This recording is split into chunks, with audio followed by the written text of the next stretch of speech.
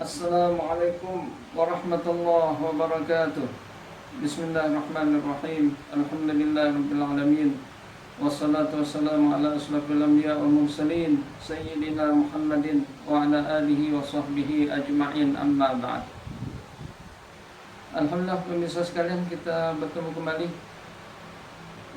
Hadis dari sahabat Nabi yang bernama Abdullah bin Mas'ud. Nabi bersabda, "Man qara'a harfan minal Qur'an falahu hasanah wal hasanatu bi asyri amsalha wa la aqulu alif lam mim harf bal alif harf wa lam harf." Mafhum hadis mengatakan dari Abdullah bin Mas'ud, Nabi bersabda,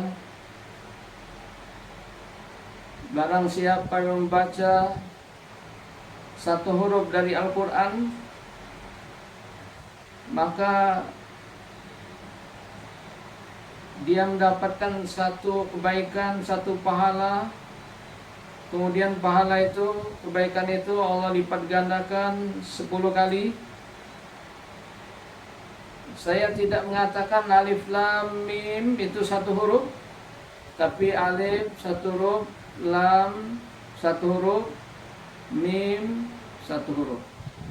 Jadi luar biasa pahala orang yang membaca Al-Quran ini, apalagi di bulan Ramadan ini. Sebaik-baik waktu membaca Al-Quran yaitu di waktu sholat. Setelah membaca Al-Fatihah di rakaat pertama dan yang kedua. Kemudian habis maghrib juga sangat disukai. Habis subuh.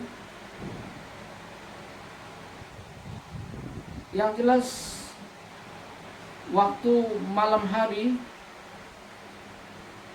membaca Al-Quran di malam hari lebih baik dibandingkan di siang hari. Apalagi di sepertiga malam terakhir, yang mana rahmat Allah bercucuran setiap malam, sepertiga malam terakhir. Bahkan Allah berfirman di saat itu, siapa yang berdoa kepadaku saat ini, saya akan kabulkan. Siapa yang meminta kepadaku, saya akan beri. Dan siapa yang minta ampun kepadaku, maka aku akan ampuni dosanya. Jadi kesempatan kita dalam Ramadan ini, kita senantiasa malam bangun waktu sahur, untuk sahur.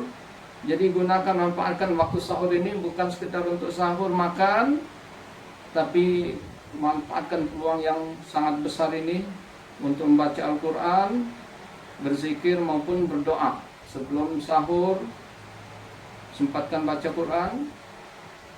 Setelahnya, menunggu waktu azan subuh, gunakan untuk berzikir, baca Quran atau berdoa kepada Allah Subhanahu wa Ta'ala. Ya, pemirsa sekalian, betapa besarnya kita pahala membaca Al-Quran ini, dan kapanpun bisa dibaca. Namun ada pengecualian, yang mana kita dilarang, tidak boleh membaca di waktu-waktu itu, di keadaan seperti itu. Kita simpulkan 7 keadaan, 7 waktu yang kita dilarang, tidak boleh baca Al-Quran. Sebelum kita membahas satu persatu yang 7 larangan ini, membaca Al-Quran, kami mohon yang baru menemukan channel kita ini, mohon dukungannya untuk mensubscribe, like maupun share. Wa ta'awanu 'alal birri wat taqwa. Saling tolong menolonglah kalian dalam hal kebaikan dan takwa. Al-mu'min lil mu'min kal bunyan yasuddu ba'duhu ba'dha. Orang mukmin satu sama lain seperti satu bangunan yang saling menguatkan. Khairun nas anfa'uhum linnas. Dan sebaik-baik manusia adalah orang yang paling bermanfaat bagi orang lain. Ya, keadaan pertama yang kita dilarang tidak boleh baca Al-Quran yaitu ketika dalam keadaan junub. Nabi kita Muhammad SAW la yahjubuhu syai' an qiraatil Quran ilal janabah. Nabi Muhammad SAW tidak ada satupun yang menghalanginya untuk membaca Al-Quran kecuali janabah, kecuali dalam keadaan junub. Dia tidak baca Quran. Juga sahabat-sahabat yang lain. Umar bin Khattab, beliau melarang orang yang junub dan yang sedang haid untuk membaca Al-Quran. Jadi dalam keadaan junub, haid maupun nifas tidak boleh membaca Al-Quran. Sebagian ulama membolehkan membaca Al-Quran yang ringan, yang pendek sebagai wiridan hari-hari, sebagai doa, itu dibolehkan. Seperti mau tidur, baca ayat kursi, al-mu'awwidzatain, itu dibolehkan bagi orang yang haid, yaitu baca Quran atau wiridan doa hari-hari berupa Al-Quran dengan niat itu sebagai zikir atau doa. Keadaan yang kedua yang tidak boleh kita membaca Al-Quran yaitu ketika berada di kamar mandi, di bilik air, ataupun di tempat-tempat yang kotor, tempat sampah misalnya, ataupun tempat maksiat. Tidak boleh membaca Al-Quran di sana karena untuk memuliakan Al-Quran. Pernah Nabi sedang buang air kecil, ada yang memberi salam kepadanya. Orang ini tidak tahu Nabi sedang buang air kecil. Tidak dijawab salamnya oleh Nabi. Akhirnya setelah selesai Nabi buang air kecil, lantas dia berwudu.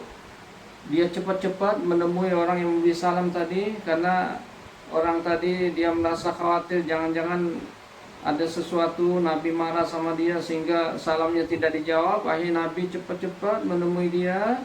Dia katakan, tadi saya tidak jawab karena saya sedang buang air.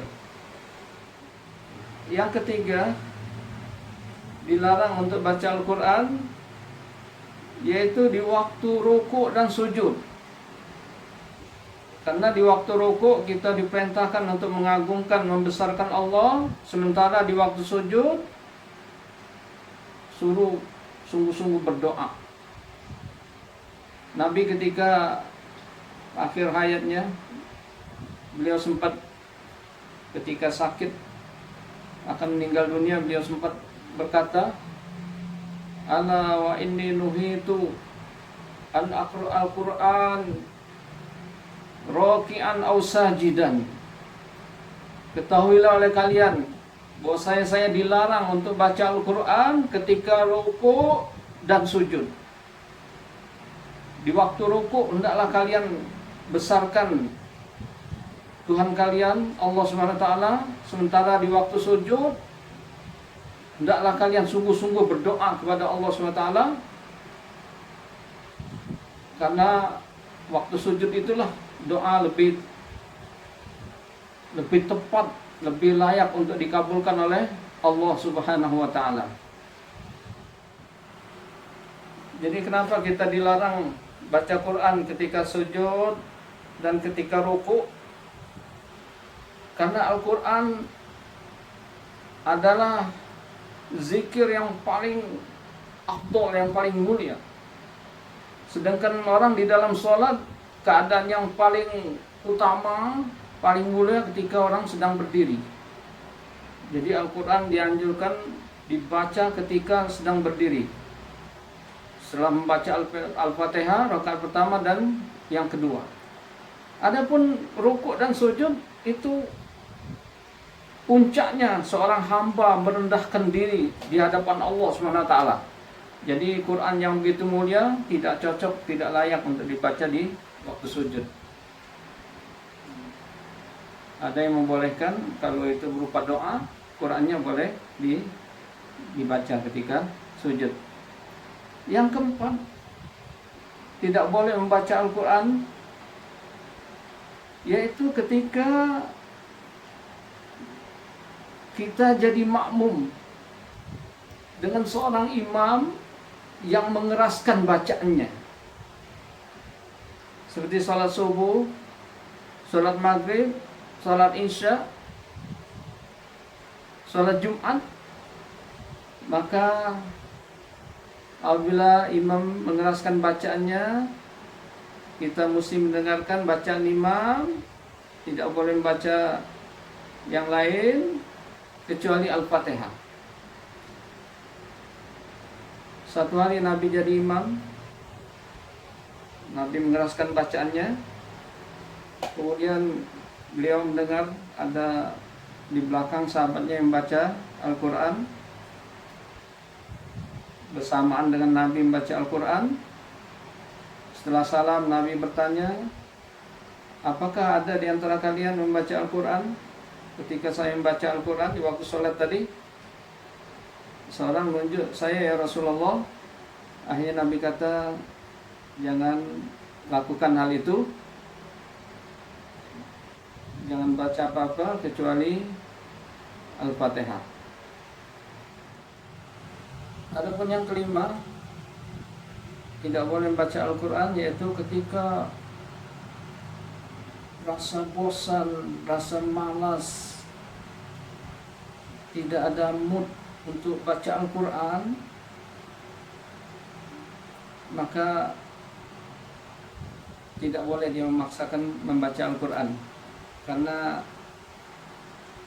dia lagi keadaan betul-betul tidak ada gairah, bosan, sehingga berat mengucapkan huruf-hurufnya. Nah, tidak boleh membaca Al-Quran ketika itu, karena dia khawatirkan nanti akan salah-salah dalam mengucapkan Al-Quran itu. Kemudian yang keenamnya, yaitu ketika ngantuk yang berat, keadaan ngantuk, malam hari ngantuk berat, misalnya dia baca Quran memaksakan. Nah, ini pun di dalam hadis Nabi mengatakan kalau keadaan gitu hendaklah kalian tidur, jangan memaksakan membaca Al-Quran sementara dia ngantuk berat. Dikhawatirkan itu juga salah dalam ucapan. Yang terakhir, yang ketujuh, pemirsa sekalian, tidak boleh membaca Al-Quran yaitu ketika azan dikumandangkan. Ketika kita mendengar suara azan, sedang baca Quran, stop. Tidak boleh kita baca Quran, apalagi berbicara hal-hal yang lain. Nabi mengajarkan kita kalau azan, mendengar suara azan, maka kita tirukan. Kalian apabila mendengarkan azan, kalian ikuti apa yang dikatakan muadzin, kemudian kalian berselawat kepadaku. Jadi pernah ada, karena pahala muadzin ini pahalanya luar biasa, semua benda yang mendengar akan menjadi saksi pada hari kiamat. Kemudian orang-orang yang sholat gara-gara mendengar azan dia, itu pahalanya semua mengalir kepada muadzin. Banyak sekali fadilat orang-orang yang muadzin ini pahala yang sangat besar. Ada seorang yang datang kepada Rasulullah, ya Rasulullah, para muadzin itu mereka melampaui kita, mendahului kita, mendapatkan kemuliaan, keutamaan yang sangat besar, sedangkan kita yang tidak azan. Akhirnya Nabi kata, kalian ucapkan apa yang diucapkan oleh muadzin. Muadzin Allahu Akbar, kalian Allahu Akbar, asyhadu an la ilaha illallah, asyhadu an la ilaha illallah, kecuali hayya 'alas shalah, hayya 'alal falah, kalian ucapkan la haula wala quwata illa billah. Setelah selesai azan, kalian baca doa Allahumma rabb hadhihi ad-da'wati tammah was-salatil qa'imah ati sayyidana Muhammadanil wasilata wal fadilah والشرف والدرجة العالية الرفيعة وابعث المقام المحمود الذي وعدته إنك لا تخلف الميعاد. Maka Allah beri orang tersebut pahala seperti pahala muadzin. Allahu Akbar. Dengan mengikuti imam muadzin, azannya diikuti dengan baik, kemudian disudahi dengan doa. Setelah azan itu tadi, dia borong semua pahala muadzin, pahala orang-orang yang sholat. Luar biasa. Jadi inilah 7 perkara, 7 keadaan, 7 waktu yang kita dilarang membaca Al-Quran. Mudah-mudahan ada manfaatnya. Mudah-mudahan kita bertemu lagi di episode berikutnya. Terima kasih banyak. Wassalamualaikum warahmatullahi wabarakatuh.